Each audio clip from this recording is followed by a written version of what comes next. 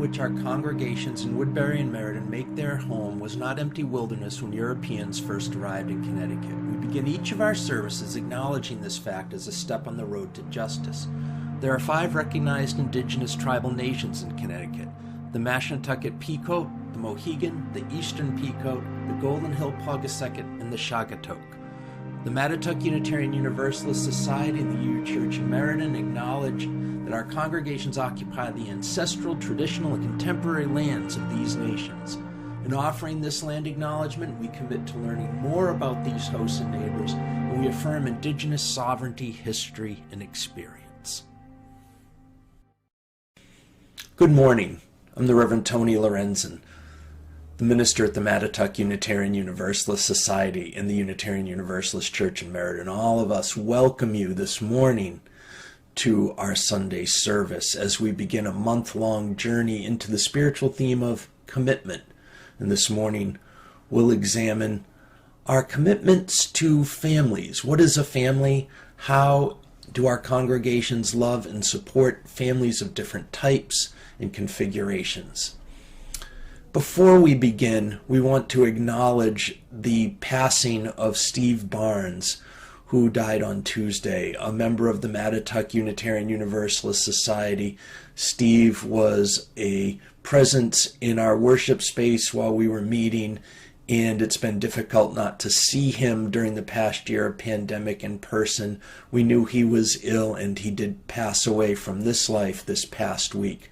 Our love, our support goes out to his family and friends and to one another as we mourn his loss.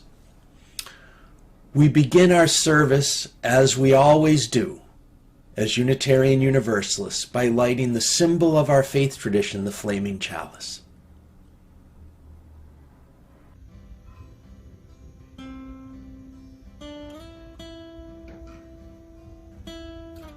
May this chalice flame remind us of the commitments we make to ourselves, others, and the world around us, to seek justice, practice kindness, and side with love.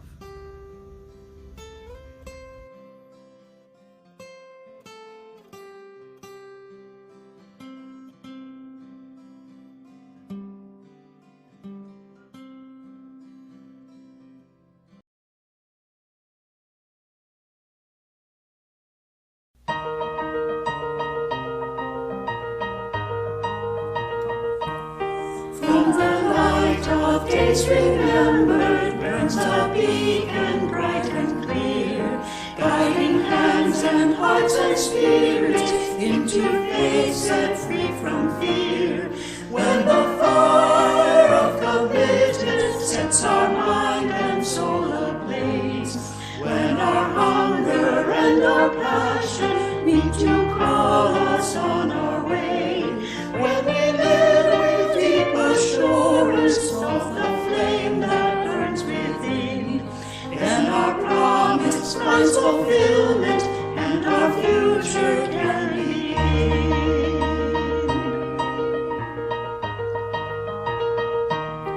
From the stories of our living rings a song both brave and free, calling pilgrims still to witness to the life of liberty.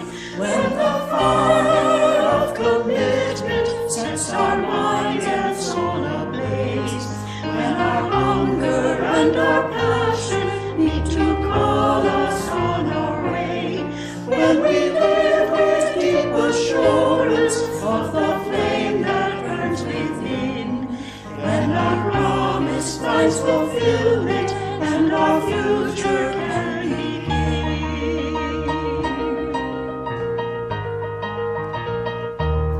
From the dreams of youthful vision comes a new prophetic voice, which demands a deeper justice built by our courageous choice. When the fire of commitment sets our mind and soul ablaze, when our hunger and our passion meet to call us on our way, when we live with deep assurance of the flame that burns within,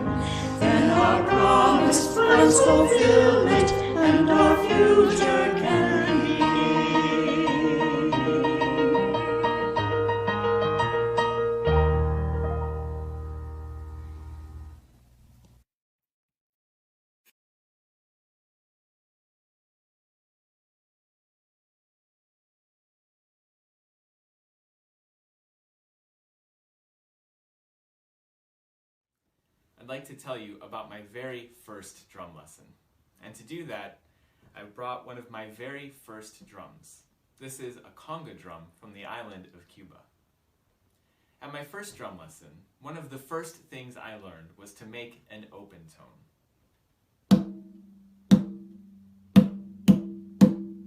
The open tone is the most natural sound of the drum, resonating freely. It's the most basic sound, but that doesn't mean that it's easy to do.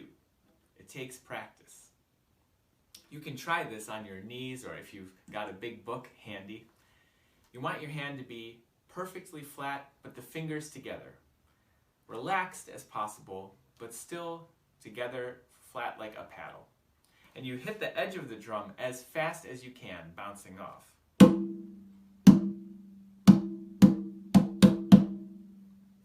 Now, there's a number of basic ways that drummers practice this kind of sound. And I'm going to tell you the 3 most common ones.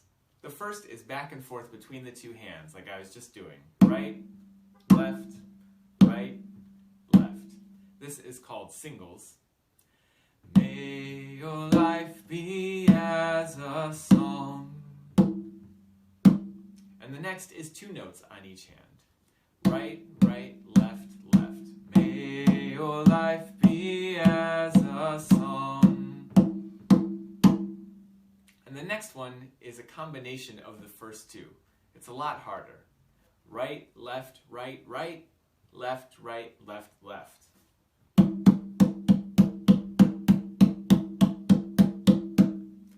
May your life be as a song, resounding with the dawn, to sing awake the light and softly serenade the stars, ever dancing circles in the night. That one definitely takes some work. There's a piece of wisdom in the drumming community, which is that in order to play fast, you need to practice slow. And that's because if you want to make just the right sound, if you want to be able to express yourself with music, you need to be able to listen to exactly the kind of sound you're making. You want to play the note and then have lots of time to listen to the effect that it has. Play it, listen, think of how you could improve it, think of what you could do better, and then try again. Listen, think of how you could improve it, and try again, over and over. And the slower you practice, the faster you can play.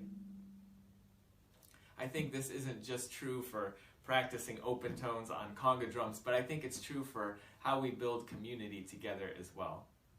Whether we're trying to learn how to be our best self, or learn how to better take care of each other in community, or learn how to make the world a better place. It's a process of trying something new, paying attention to the effect it has, and trying again.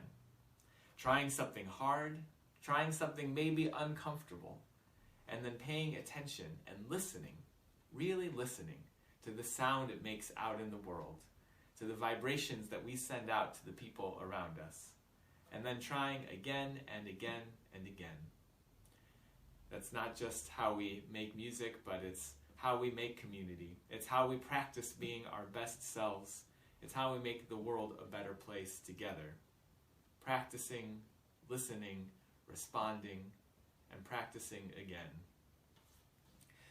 May your life be as a song, resounding with the dawn, to sing awake the light and softly serenade the stars, ever dancing circles in the night, ever dancing circles in the night.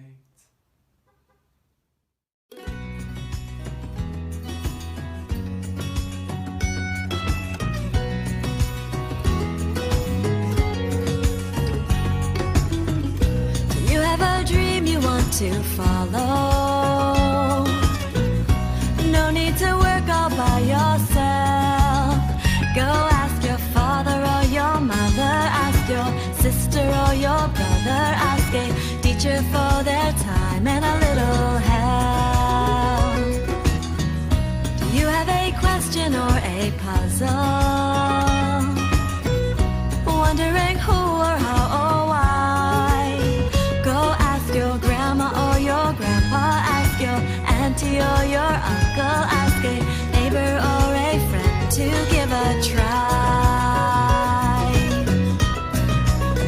'Cause it takes a village, many voices, many hands and many hearts along the way. And it takes a heartbeat, many stories to light a path so everyone can find their way.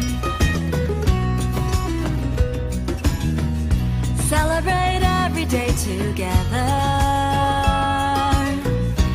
everything big and small and kind. Be it a second or a season, we can always find a reason. Look around at all the people in our lives. 'Cause it takes a village, many voices, many hands and many hearts along the way. And it takes a heartbeat, many stories to light a path so everyone can find their way. Whoa, way, oh, oh, oh. Whoa, way, oh, oh, oh. Whoa, way, oh, way, oh. Whoa, way, oh, oh, oh. Whoa, way, oh, oh, oh. Whoa, way, oh, way, oh.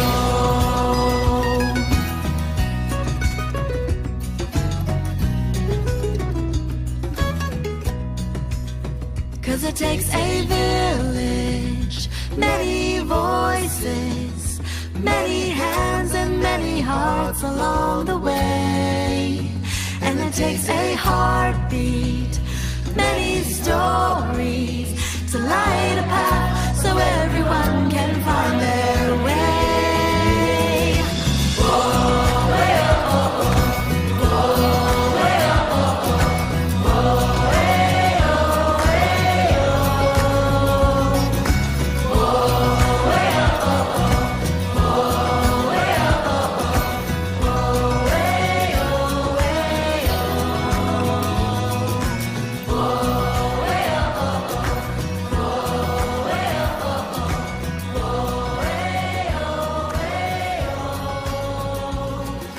Whoa, way, oh, oh, oh. Whoa, way, oh, way, oh.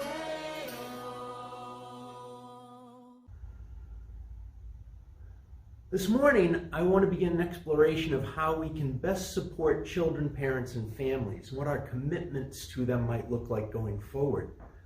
I'm going to give a summary of where we are at and how we got here, placing our congregation's commitment to families in the context of wider Unitarian Universalist movement issues, as well as larger social trends and issues. And next month, we're going to take a look at what specifically we might do to improve our commitments to parents and families, and what that might look like going forward as we move from being a pandemic church community to going back to being an in-person community that still uses technology and some of the other things we've discovered along the way during the past year. 4 years ago, a Unitarian Universalist religious educator and former Unitarian Universalist New England region staff person named Kim Sweeney published a paper that rocked the world of Unitarian Universalist faith development and religious education. The title alone sparked some controversy. It was called "The Death of Sunday School and the Future of Faith Formation." Sweeney offered an answer to a question that had become a problem and a growing epidemic. Why are children and young families disappearing from our congregations? And why, even when they are not disappearing, why are our religious education programs dwindling? When Kim Sweeney published The Death of Sunday School, UU congregations were already a decade into into the decline of what we call religious education, RE. Dwindling numbers and increasingly lean programs were the norm. As much as 20 years ago, a reframing of religious education was underway in Unitarian Universalism. We called it faith formation and lifespan faith development. And these were not just semantic changes, as they were accompanied by a shift in philosophy that everything we do as Unitarian Universalists is faith formation, worship, but also education and service and social justice, and that we continue to grow in our Unitarian Universalism for our entire lives, or at least we should try to do so, be lifelong learners about our own tradition. And yet our numbers in religious education programs continue to decline. Many congregations, and I saw this firsthand in congregations that I served, looked for somewhere to put blame. First, it was Sunday sports. Soccer became public enemy number one. Then religious educators. If the RE director was better, we'd have more kids in our program. Then the minister. Where's the new and creative programming that will make it all better? And then parents. Parents just don't care enough about volunteering anymore. And congregations began to develop strategies to lure young families. And Kim Sweeney was one of a number of religious educators and others who started looking not for answers, but for better questions. Not how do we save our programs, but what's going on in the world around us? What might be going on that's not something we can control in our congregations that might be affecting what's happening inside our congregations and with religious education? What Kim Sweeney saw and what she wrote about was a handful of various factors combining to make a perfect storm for the decline of religious education programs. The most important element was demographics. The main reason our congregations were not attracting new young families was that there were not that many young families to attract anymore. A major generational shift had impacted religious education as much or more than programming or the ability of a staff person. The parenting generation had moved from the baby boomers to Generation X, my generation, people born between 1965 and 1985. And our generation, Generation X, is tiny. It is half the size of the generation before, the baby boomers. So in any given location, there would be only half the number of possible parents there were when RE programs were stronger and booming. And of this pool of possible parents, many did not choose to become parents. And those that did had fewer children. All of a sudden, it seemed obvious why the numbers were tanking. Because the numbers were tanking, not just at church, but in the society around us. Upon further investigation, a sudden huge drop in your congregation's number of children usually matched your school districts reducing the number of classrooms devoted to elementary grades. Unitarian Universalists have always been a religious minority, so when the numbers go down in general, they hurt us more. There were fewer adults becoming parents, having fewer children, and those that did have children and also wanted a faith community, well, many of them went to other faith communities, Catholics, Baptists, evangelicals, depending on where you were in the country. Along with a generational dip in numbers was a difference in generational behaviors. Gen Xers were less likely to join a faith community or organizations in general.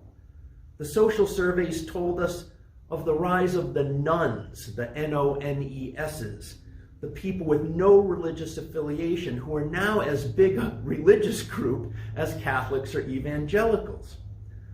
When a Gen X parented family did arrive at your congregation, it was very likely that the parents did not want to volunteer in your RE program, and that possibly they may not even be interested in becoming members. They were upfront about sporadic attendance due to, among other things, Sunday morning sports.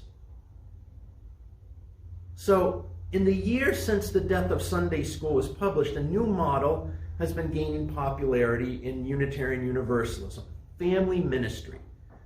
The idea that we intentionally rearrange a congregation's way of doing things so that the primary location of faith development is not the congregation, not its building, not its programming on the day of the week it gathers, but rather that primary location is the home. Now, Unitarian Universalists had some other things to discuss when we discuss family ministry, that not all families look the same, that some people who are living alone are also a household that can be considered a family. But once we got the term straightened out, that it can be as broad and encompassing as possible, we noticed that the location of where our religious education happens at any age starts to become home, not when you're at the church building or at a specific church activity or program. Now, Kim Sweeney used this diagram to note that change and difference between congregation-based and home-based religious education and faith development. I learned from Kim Sweeney in a 2-year program I took with her a couple years ago that children who attend a Unitarian Universalist, say, summer camp for their age group for a week got more faith development in terms of programming time than did someone who attended every Sunday between September and June. Instead of proving classroom and classroom resources were the way to go, what we decided to try and do was shift resources and try to shift the emphasis to providing resources for parents and children to use at home. And the rise of programs such as Soul Matters, with its Soulful Home magazine for parents and children to use as resources at home, began to flourish and develop. Running in parallel with all the demographic changes in the shift from congregation to home-based religious education was the technological revolution. Although the internet is old enough that my 24-year-old son has never lived in a world without the internet, as recently as 2020, there were many Unitarian Universalist congregations who behaved as if the tech revolution has never happened. Websites are poor, online meetings were rare, social marketing was minimal, and work-sharing platforms for congregational committees and teams, such as Google Docs or Slack, were almost unheard of. If a congregation did get visitors, chances are those visitors had been watching or scouting the congregation online for weeks or months before they actually attended anything at the building. And just as the Unitarian Universalist world was digesting all this information and starting to figure out what the next thing might look like in terms of religious education and family ministry, the worst global pandemic in 100 years happened and sent everyone home from church and sent everyone online. And all the issues about how to best serve our commitment to families still remained, along with the added degree of difficulty of only being able to offer things online. And many parents and children quickly tired of spending all workday or all school day online and then being asked to attend things for church. And throughout the pandemic, our response to our families and children and parents has been so-so, okay, mediocre, well done, constant trial and error. I have to admit, as a minister, even I'm not sure sometimes. With the conundrum ongoing of what is our goal with religious education, not only for parents with children, but for all of us. Is our goal to instill a Unitarian Universalist religious identity? Is it to instill kind, compassionate, justice-seeking, and peacemaking values? Is it to provide a supportive extended family? We are still trying to figure this out. Data shows us that children that worship with adults growing up become adults that attend church regularly, whatever their denomination or religion.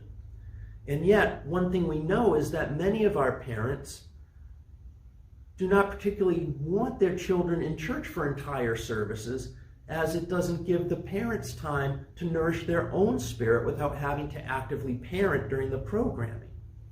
Fair enough. The pandemic has made it manifestly clear that the home and not the congregation will be the primary location of any faith formation and religious education going forward. The new, say, post-pandemic normal will have to construct religious education programming in a both-and model. Things that happen in person, things that are available online, things that even merge those kinds of resources. And no longer will Sunday morning programming be the only programming available. Just as much emphasis and energy will be focused on how to equip parents to respond to the needs of children at home. Our post-pandemic church, if you will mix both in-person and online opportunities for fellowship and enrichment, even for worship. The pandemic has made it clear that Sunday mornings need not be the only time to gather every week, be that in person or online. And one of the intriguing possibilities we might have going forward is that Sunday afternoons at 4 p.m. might be just as good as Sunday mornings at 10 a.m. for families with children to be involved. I don't need to tell parents that the pandemic has put an exclamation point on the fact that parenting is hard. I'm a little bit removed. My son is 24, not at home, and moving out toward being on his own. And I watch my brother with a young child at home and my sister-in-law struggle mightily, and I see our parents and our families in a range from struggling to get through day to day to doing relatively okay. But parenting is difficult, and pandemic parenting, I've noticed, is raising the degree of difficulty. One of the biggest commitments any faith community can make to families, and to parents especially, is to make it abundantly and repeatedly clear that feeling inadequate as a parent is the norm. I think every parent doubts their parenting at least sometime. But feeling inadequate is the normal. Feeling totally competent and you got this all the time as a parent is, I think, much less common. So think of congregations, Kim Sweeney says, as a society of imperfect parents. Make the congregation a place where parents can be free to be open and honest about the challenges and difficulties of parenting. The Mattituck UU Society recently hired Sierra Marie Gaffaro as a religious education consultant, and she interviewed all our families. And the goal was to put together individualized religious education programming or planning for each household. And we heard a lot of good information from those interviews, and Reverend Sierra Marie is going to share that with us in the coming weeks. Among the things we're learning in general from religious educators during this time of pandemic is that we need to shift from active to supportive ministry. How do we provide resources for parents and children at home? We've learned to not underestimate the value of snail mail and physical gifts. As we've heard reported to us, our drive-by holidays, trick-or-treating, cornbread and cider, Valentine's chocolate communion have been some of our most successful pandemic programming ideas. And we have worked to send little gifts home. We sent out coloring books, and we've sent out stickers and magnets and other things to your household. And if you haven't received it yet, you will be soon. We've learned that it might be necessary to try and avoid things that might resemble school during time of pandemic. We've learned to remember that what we were doing for families and children and parents pre-pandemic didn't always work either. Pastoral care has been difficult during the pandemic. And I think one of the things we can commit to and should commit to as a congregation is providing some more pastoral care for our families. Perhaps the thing parents need most, a little respite, a break from their parenting, is the hardest to do when we can't visit each other and we can't watch each other's children as easily as we might in non-pandemic quarantine time. We also want to make sure that our families know that living through a time of pandemic is traumatizing to various people to various degrees. My colleague, the Reverend Cecilia Kingman, who is a parent raising twin daughters in Washington State, writes, "Trauma is exhausting to body and mind. I'm having trouble keeping my thoughts in order. I am deeply tired. I am alternately panicked, tearful, and angry. Other times I'm zoned out or numb. I don't have any appetite except for jelly beans." Our kids are the same too. They might seem like clingy jellyfish or grumpy bears, but they are feeling the anxiety of the adults around them, and they are also trying to adjust to the complete disruption of their lives. One of the biggest things we can do to reduce the harm of trauma is to be of service to others. Feeling useful helps mitigate the worst of our distress. Look for ways your children can help others. Call or video message grandparents or older friends who might live alone. Write thank you notes to caregivers and mail them to local hospitals. Put together Ziploc bags of snacks for an adult to give out to people living without shelter. Organize online fundraiser for your local food bank. Modeling service and gratitude instead of concern about whether we will keep up with old normal ways can teach children a lot about how to be leaders in times of crisis. Mostly, Reverend Cecilia says, is just be relaxed together as family as much as you can. If you do not have to work to feed your family or keep your job, maybe you can reduce your time spent on the computer. It's okay to watch movies every night. It's okay to stay up late and sleep in late. For our congregations, in the coming weeks, the Reverend Sierra Marie Gaffaro will be a guest preacher for us again and reflect on what we've learned from interviewing our Mattituck UU Society families and how we might structure commitment to our families going forward. If you have things you want or need me to hear about your family and what you need, please let me know. I'll be working on my commitment to you and figuring out with you what it will look like as we move out of pandemic living and ways of being a congregation to what comes next, and to figuring out what comes next for our congregations in terms of better serving you, our parents and families.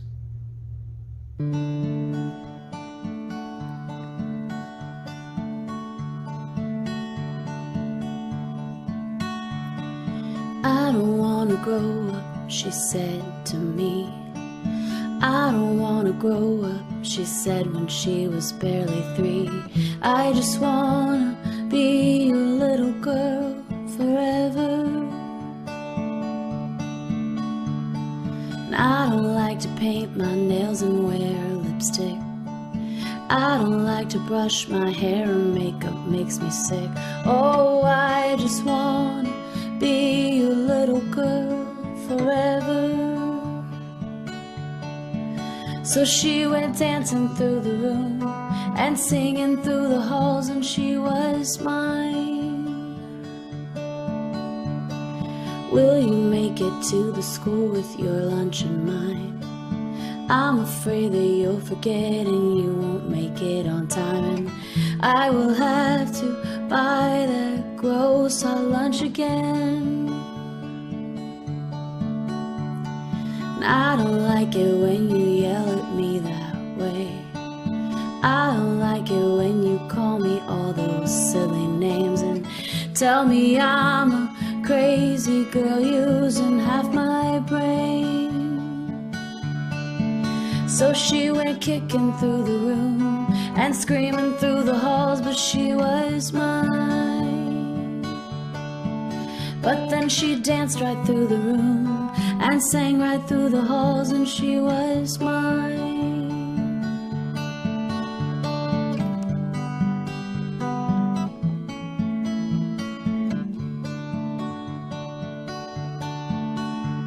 Well, wake up, Mom, I had another scary dream tonight. Can I climb up in your bed instead of mine? Just like I used to do when I was barely 3. So in the crook of my arm I can feel her red hair underneath my nose, and I can smell the fire burning there, and know that she won't be my little girl forever. But for now she presses into me and breathes a sigh of deep relief, and we both know we're chasing time as she kicks me in my ribs and tosses over me, and she is mine. Well, she'll go dancing through the room and singing through the halls, and she is mine. Oh, she's always mine. She will dance into your heart and sing into your life, but she'll be mine. I don't wanna grow up, she said to me. We share a special type of community as congregations, sharing resources and sharing in each other's lives. Within this community, we find and share belonging, meaning, and friendship. We come as we are and accept others as they are, fellow travelers on life's journey. We create and sustain commitments of heart and spirit and pledge to support others as we trust that others will support us when we need companionship and comfort. Today, we hold these people especially close to our hearts, sending our light and love to those who need it most at this time.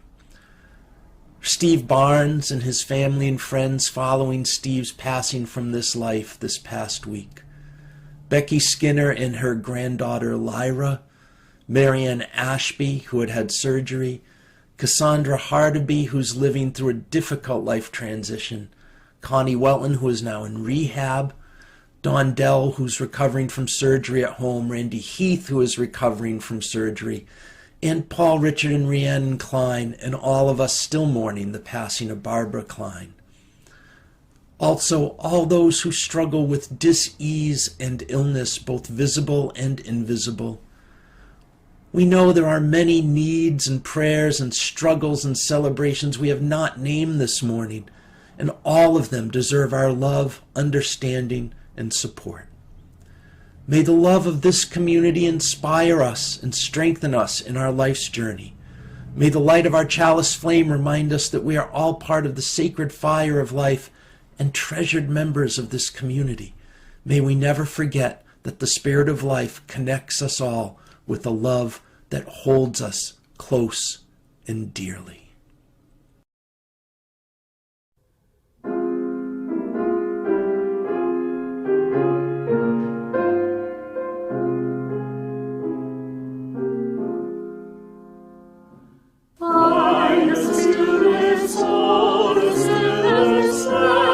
Stillness carry me. Find the silence, hold the silence, let the silence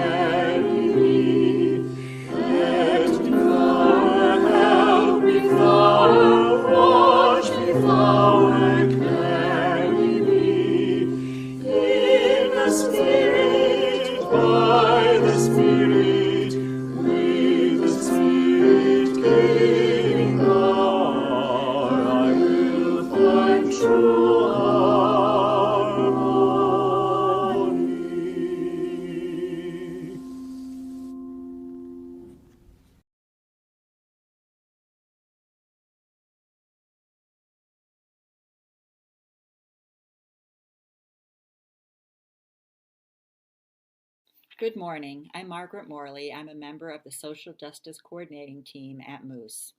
Today is the first Sunday of the month, and that means it is a Share the Plate Sunday for Moose. Half of the offerings collected today will be shared with the Social Justice Team. Your generosity makes possible contributions to our food banks, funding our peanut butter and jelly sandwiches for the Greater Waterbury Interfaith Ministries, and many other contributions to social justice organizations like Black Lives Matter and the Equal Justice Initiative. Thank you for your continued support. Our service may be drawing to a close, but there's always coffee hour. Please pour a cup of your favorite beverage and zoom on in. Join us for coffee at go.uucentralct.org/coffee. That's go.uucentralct.org/coffee. We'll see you in a few minutes.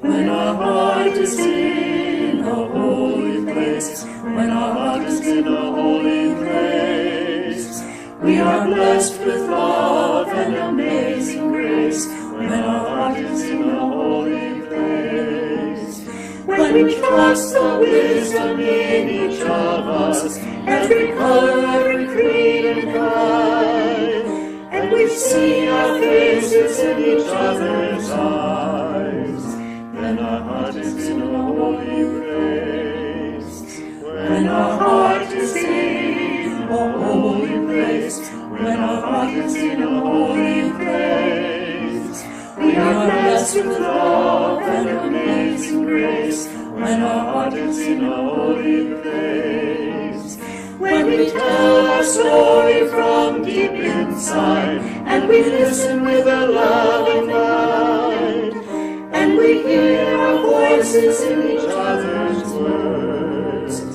then our heart is in a holy place. When our heart is in a holy place, when our heart is in a holy place, we are blessed with love and amazing grace. When our heart is in a holy place, when we share the silence of sacred space, and the God of our stirs within, and we feel the power of each other's faith, then our heart is in a holy place. When our heart is in a holy place, when our heart is in a holy place, we are blessed with love and amazing grace. When our heart is in a holy place, when our heart is in a holy place.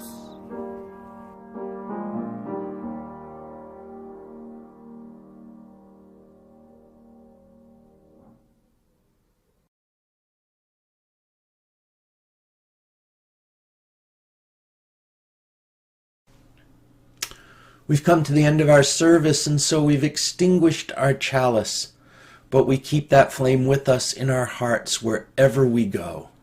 May that flame remind us to keep our commitments to ourselves and each other and the world around us, to bring laughter, love, peace, and justice wherever we may go.